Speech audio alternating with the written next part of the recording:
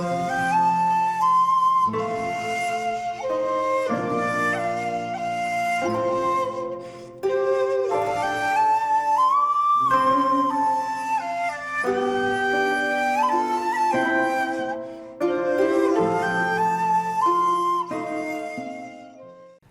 there, this is Solitary Ronin from Solitary Ronin Films, and welcome to our random review.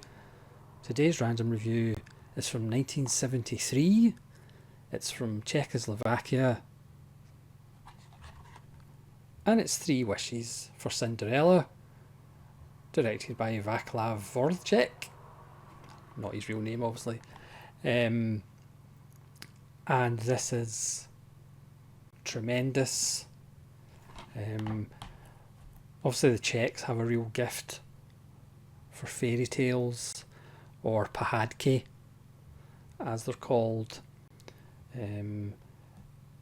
The Beauty and the Beast by Juras Herz is now my favourite Beauty and the Beast, or The Virgin and the Monster. And 3 Wishes for Cinderella is now my favourite version of Cinderella. It's not kind of based on the French version. It's based on a female Czech writer's version, which does have cannibalism in it, but there's no cannibalism in this film. Again, the Czechs know their fairy tales, their pohádky, which have always been popular, especially in the 60s. 50s, generally when they were under the communist thumb.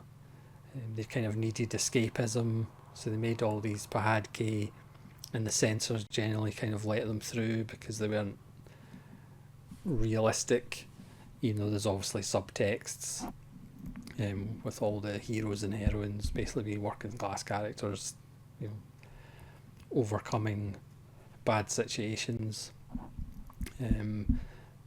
But generally the censors, strangely enough, didn't really realise things like subtext, so they let all these pohádky go through. It's probably the most realistic version of Cinderella you're going to see. There's not a lot of magic apart from 3 magic nuts. So when Cinderella busts one of those nuts, she gets things that she likes. There's no father figure. He has died previously, and he's left this mill to the 2 quote unquote ugly sisters, and Cinderella, as her name suggests, spends a lot of time clearing up ashes and separating corn and wheat and things like that. This one, critics being as they are nowadays, I've always kind of seen this as like the most proto-feminist version of Cinderella. The Cinderella in this is very much independent. Initially, when there's talk of the king and the prince coming through into this little town, she's not that interested. She was much rather go and ride Juras, her white horse. But then somehow that changes. And if you're making the proto-feminist argument, at the end of the day, she still marries a rich prince and goes to live happily ever after in a castle, and getting out of poverty. She is handy with a bow and arrow, very handy, and obviously she rides Juras very well. And there's a much more clear relationship between Cinderella and nature. She has Rosalie, who's an owl, who may or may not have something to do with the magic in the nuts. And she's friendly with the dog, and of course her horse, Juras, which is not allowed to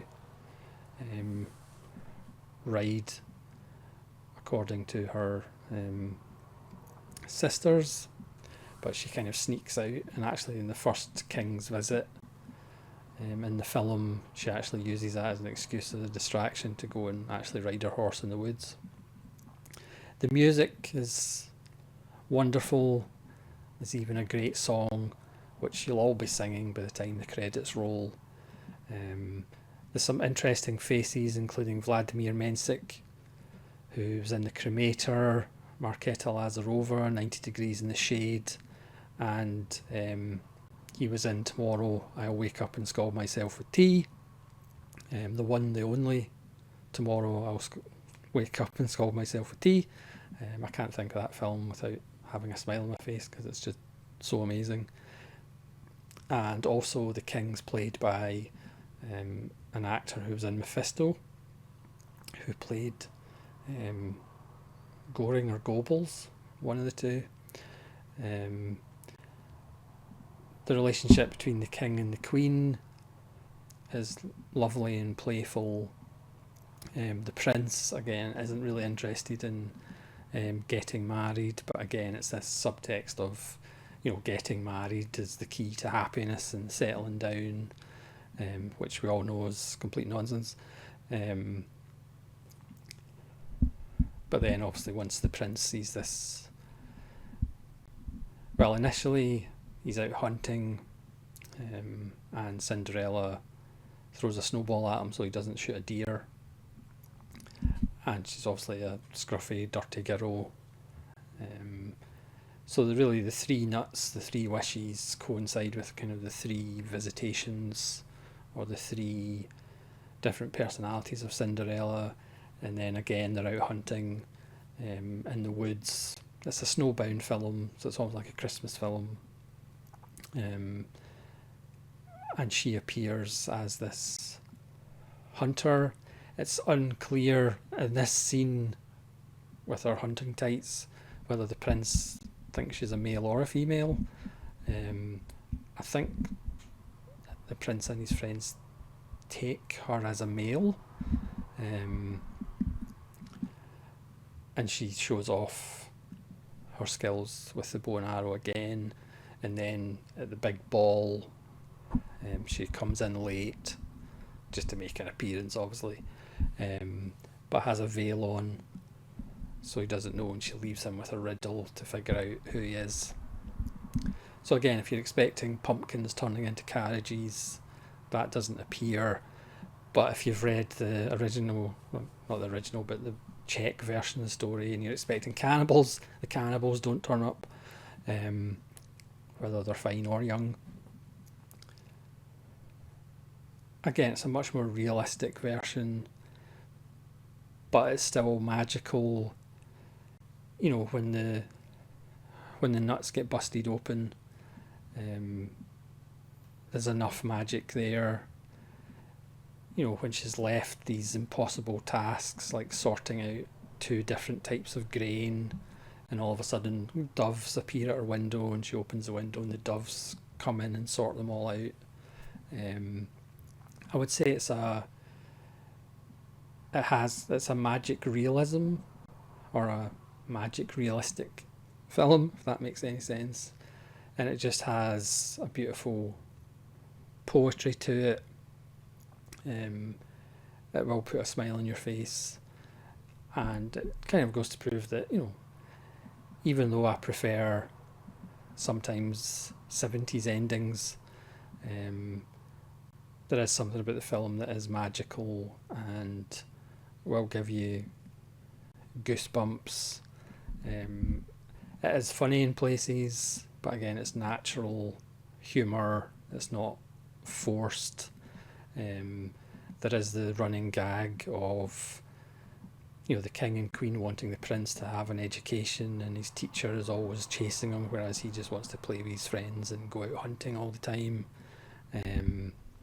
But again, this myth that, marriage is the answer to everything, even for a proto-feminist like Cinderella.